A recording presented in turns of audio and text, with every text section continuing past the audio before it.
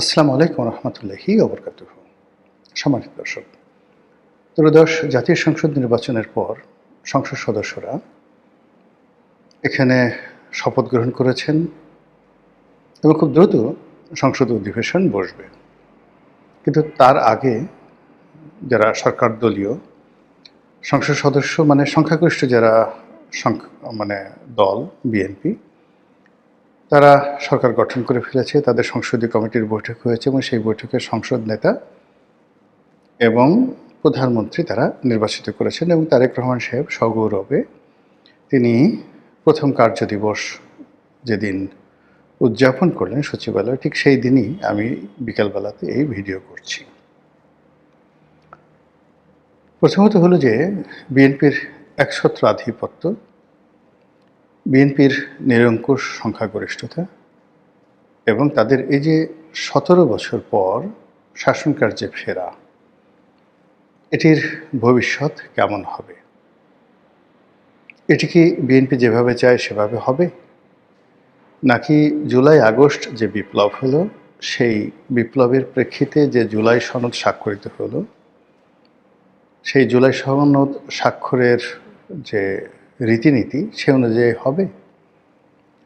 জনাব আলী রিয়াজ বা ডক্টর মোহাম্মদ ইউনূস গত 17টি মাস ধরে যে সকল সংস্কার করেছেন সে সকল সংস্কার অনুযায়ী কি সংবিধান পরিবর্তন হবে? তারপর সংসদের উচ্চকক্ষ, নিম্নকক্ষ ইত্যাদি যা কিছু রয়েছে বা গণভোট বলতে যা কিছু হয়েছে, এগুলো বাস্তবায়িত হবে কিনা, মিলিয়ন ডলারের প্রশ্ন এবং আমরা এখনো পর্যন্ত জানি না। বাস্তবতা হলো যে বিএনপি যদি চায় অনেক কিছু হবে, আর বিএনপি যদি না চায় তাহলে হয়তো উচ্চকক্ষ, সংবিধান সংশোধন, জুলাই সনদ এগুলো অধরাই থেকে যাবে। আর সেটির সম্ভাবনা কতটা রয়েছে তা নিয়ে আলোচনা করব, কিন্তু তার আগে আমরা ইতিবাচক অর্থে আলোচনাটা করি। ধরুন বিএনপি জুলাই সনদের যে বিষয়গুলো তাদের পছন্দ হলো, সেই বিষয়গুলো তারা অন্তর্ভুক্ত করলো, তারা মেনে নিল। জুলাই সনদ অনুযায়ী বা সেটার আলোকে যে সকল বিষয় তারা সংবিধান সংশোধনের জন্য ঐক্যমত পোষণ করেছিল সে সকল বিষয় তারা নিজেদের মতো করে সংবিধান সংশোধন করলো এবং যেভাবে বলা হয়েছে সেভাবে একটি নিম্নকক্ষ যেটি নির্বাচিত হয়েছিল এর প্রেক্ষিতে ভোটারের আনুপাতিক হার অনুযায়ী তারা উচ্চকক্ষ গঠন করল। তো আমাদের এই যে উচ্চকক্ষ, এটি বাংলাদেশের ক্ষেত্রে ব্যতিক্রমধর্মী একটি ঘটনা। অনেকে এটাকে নিয়ে টিটকারি করছেন, মশকরা করছেন। তারা জাতীয় সংসদের যে ছবি, সেই ছবির সঙ্গে ভিতরে যে হল রুম রয়েছে যেখানে সংসদ সদস্যরা বসেন, তো বর্তমান যে সেট আপ রয়েছে এমপিদের, সেই সেট আপের উপরে দোতলায় মানে উপরের অংশে ওয়ালের সঙ্গে বিভিন্ন সিট তারা এই এআইয়ের মাধ্যমে তৈরি করে বলছে এটাই হলো উচ্চকক্ষ। মানে নিম্নকক্ষে যারা নির্বাচিত হয়েছেন তারা নিচে বসবেন, আর উপরে ওয়ালের সাথে পাখির বাসার মতো 100টি সিট তারা সেট আপ করে দিয়েছে। বিভিন্ন যারা ইন্টারনেটে ঠাট্টা করছেন, মশকরা করছেন, সেটাকে উচ্চকক্ষ দেখানো হচ্ছে। তো ঘটনা যাই হোক না কেন, উচ্চকক্ষ কিন্তু আসলেই উচ্চকক্ষ। কার্যত এখানকার যারা সংসদ সদস্য হবেন বা উচ্চকক্ষের যারা সদস্য হবেন, তারা জনগণ দ্বারা নির্বাচিত না হলেও কিংবা তাদের কোনো এক্সিকিউটিভ ক্ষমতা না থাকলেও জনমত গঠন থেকে শুরু করে একটি সরকারকে সংবেদনশীল করতে, একটি সরকারকে শাসনকর্মে সহযোগিতা করার জন্যে কিংবা একটি সরকারের কর্মপরিধি জনগণের দ্বার প্রান্তে পৌঁছে দেওয়ার জন্য যে প্রভাব প্রতিপত্তি দরকার, এটি নিম্নকক্ষের চাইতে উচ্চকক্ষে বেশিরভাগ সময়টিতে বেশি আলোচিত হয় এবং প্রভাব রাখে। ধরুন ব্রিটেনের লর্ড সভা কিংবা ভারতের যে বিধানসভা, তো সেখানে জানেন যে বিধানসভা এবং লোকসভা কাকে বলে। জনগণের ভোটে নির্বাচিত যারা তারা লোকসভার সদস্য, আর বিধানসভা হলো উচ্চকক্ষ।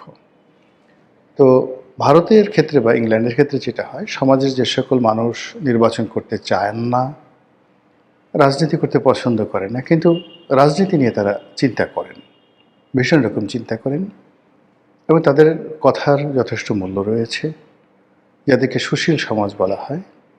তো এই সকল মানুষ যাদের সঙ্গে বিভিন্ন রাজনৈতিক দলের সখ্যতা রয়েছে বা সম্পৃক্ততা রয়েছে, কিন্তু ওরকম যাকে বলা হয় গতানুগতিক রাজনীতি তারা হয়তো করেন না, কিন্তু তারা রাজনীতির ময়দানে যারা সারাক্ষণ কথা বলেন, তো তাদের মতো কথা না বললেও মাঝে মধ্যে মিডিয়ার সামনে এসে দু কলম লিখেন বা বলেন, এটাই সারা দেশে তোলপাড় চলে শুরু হয়ে যায়।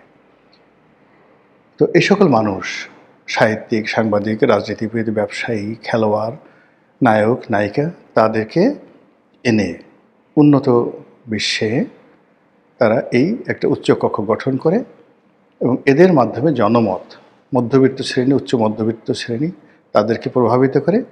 আর যারা সাধারণ জনগণ, আমজনতা, তাদেরকে ঐক্যবদ্ধ রাখে।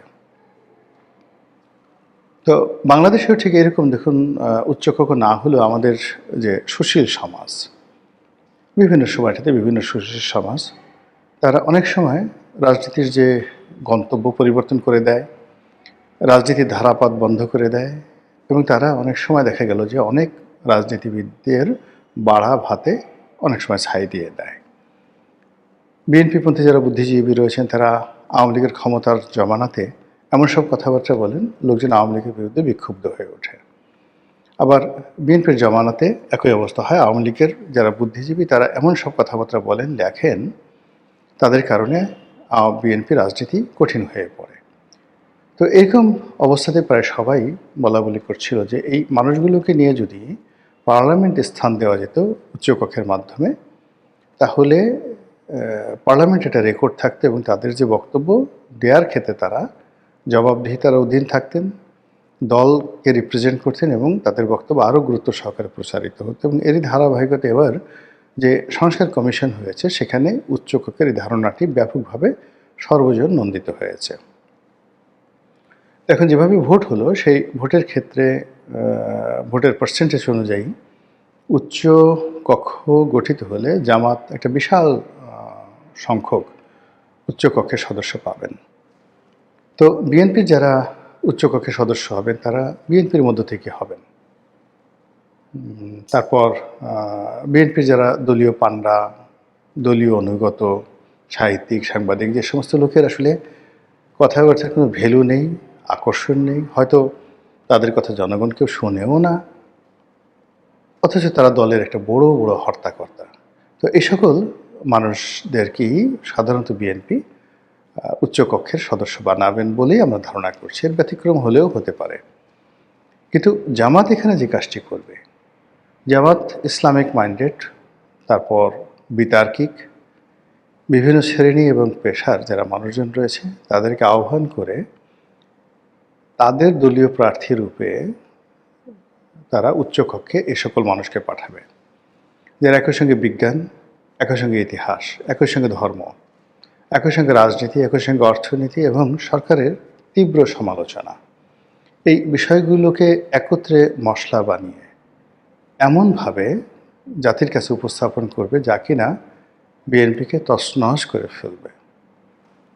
এবং লেখাপড়া যে কী জিনিস, বিদ্যা যে কী জিনিস, সততা যে কী জিনিস, সেই বিষয়গুলো বিএনপি সংসদের ভিতরে এবং বাইরে হাড়ে হাড়ে টের পাবে। যেমন ধরুন, জামাতের নেতারা উচ্চকক্ষে 10 মিনিট বক্তব্য দিলেন জেনা এবং ব্যভিচার নিয়ে, এবং তারা স্পষ্ট করে বললেন যে রাজনীতির নেতারা অনেক ক্ষমতাপ্রাপ্ত হয়ে যে সকল জেনা এবং ব্যভিচারে লিপ্ত হয়, কোথায় কোথায় লিপ্ত হয়, এবং সেই সকল লিপ্ত হওয়ার ফলে দেশের প্রতি কী গজব নাজিল হয়, এবং সেই গজবের ফলে যারা জেনাকার, ব্যভিচারী, তাদের পারিবারিক, সামাজিক, রাজনৈতিক জীবনে কী বিপর্যয় নেমে আসে, যে সকল দলের ধরনের জেনাকার ব্যভিচারীদেরকে আশ্রয় দেয়, প্রশ্রয় দেয়, তাদের উপর আল্লাহর লানত কীভাবে আসে, এই বিষয়ে 10 মিনিট বক্তব্য দিলেন। আচ্ছা, ধরেন তো এই বক্তব্য শোনার পর কাদের মেজাজ গরম হবে, কাদের মুখ কালো হয়ে যাবে এবং কারা বিব্রত বোধ করবে। এই জিনিসগুলো তারা বলবে ম্যাটিকুলাসলি। তারা দুর্নীতি নিয়ে কথা বলবে প্রতিটি মুহূর্তে, কোনো মেনশন না করে। একটি বিশেষ দল, একটি বিশেষ গোষ্ঠী, যারা শত চেষ্টা করেও দুর্নীতি থেকে মানে নিজেদেরকে রক্ষা করতে পারছে না। তারা বলবে যে এই গোষ্ঠীটির সম্ভবত রক্ত খারাপ, এদের জন্মে ত্রুটি আছে। এর কারণ হলো যখনই তারা বিপদে পড়ে এই দুর্নীতি করার কারণে, তারা তওবা করে, আল্লাহর কাছে অঙ্গীকার করে যে আর জীবনে কখনো তারা অন্যায় করবে না। কিন্তু যেই মুহূর্তে তাদেরকে আল্লাহ বিপদ থেকে রক্ষা করেন, অমনি তারা সদল বলে পথে ঘাটে মাঠে ঠিক উন্মাদের মতো তারা দুর্নীতি শুরু করে, চাঁদাবাজি শুরু করে, দখল বাণিজ্য শুরু করে। আর এই কাজ করার কারণে তাদের উপর আল্লাহর লানত, গজব, এবং এই মানুষগুলো আল্লাহর অভিশাপের অধিভুক্ত হয়ে যায়। এই ধরনের বক্তব্য যখন পার্লামেন্টে দেওয়া হবে, আপনি চিন্তা করেন তো কী ধরনের একটা পরিস্থিতি তৈরি হবে, কারাদের মুখ কালো হবে এবং কারা টেবিল থাপড়ে এই কথাগুলো প্রচার করবে। এবং এগুলো আমাদের যে জাতীয় মিডিয়াগুলো রয়েছে, সেই মিডিয়া কতটা গুরুত্ব সহকারে প্রকাশ করবে এটা বলাই বাহুল্য। ফলে স্পষ্টতই উচ্চ কক্ষে জামাত দীর্ঘদিন রাজত্ব করবে, পুরো সময়টাই রাজত্ব করবে, এবং এখানে জামাতের সাথে তাদের প্রতিপক্ষ যারা আছে তারা পেরে উঠবেন না। আর এই বিষয়টি আপনি বা আমি স্পষ্ট বুঝতে পারছি। আর বুঝতে পারার কারণে উচ্চ কক্ষের ঝামেলা, উচ্চ কক্ষ গঠন, এটা যে বাধ্যবাধকতা, স্বাধীনভাবে রাষ্ট্র পরিচালনা করার ক্ষেত্রে এই মুহূর্তে প্রধানমন্ত্রীর যে ক্ষমতা রয়েছে, সেই ক্ষমতাকে চ্যালেঞ্জ জানানোর জন্য নানা রকম যে পরিকল্পনাগুলো আসবে উচ্চকক্ষ থেকে, সেগুলো বিএনপির আসলে ভালো লাগবে না। কাজেই আগামীতে যদি আমরা দেখি যে জুলাই সনদ অনুযায়ী বা ডক্টর মোহাম্মদ ইউনূসের যে তথাকথিত সংস্কার, সে সংস্কার কমিশনের যে সুপারিশমালাগুলো রয়েছে সেগুলো বিএনপি বাস্তবায়ন না করে, আমি হয়তো আশ্চর্য হব না। মহান আল্লাহ আমাদের সবাইকে হেদায়েত দান করুন এবং হেফাজত করুন। আসসালামু আলাইকুম ওয়া রাহমাতুল্লাহি ওয়া বারাকাতুহু।